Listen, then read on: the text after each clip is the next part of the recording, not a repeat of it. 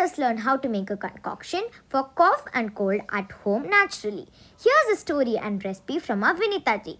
So my house help came home yesterday with a bad bout of cough and cold. Frankly, it was unsettling.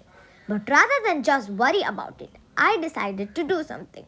So I made a concoction and gave him one dose and asked him to carry home and have the next morning. He came back today and was so happy as it worked miraculously. His cough was gone. I made the same today and he couldn't be happier.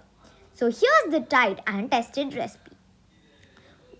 4 oregano ajwain leaves, half spoon jeera cumin seeds, pinch of pepper powder, 1/8 spoon turmeric powder, 1/4 inch ginger grated, 1 clove, 1 spoon flaxseed, and 1.5 glass of water.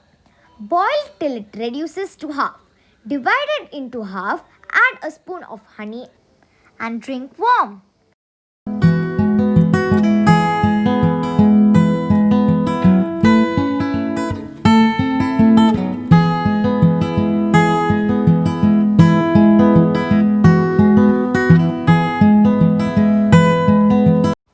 Thank you, Vinita ji, for sharing your wonderful story and recipe with us.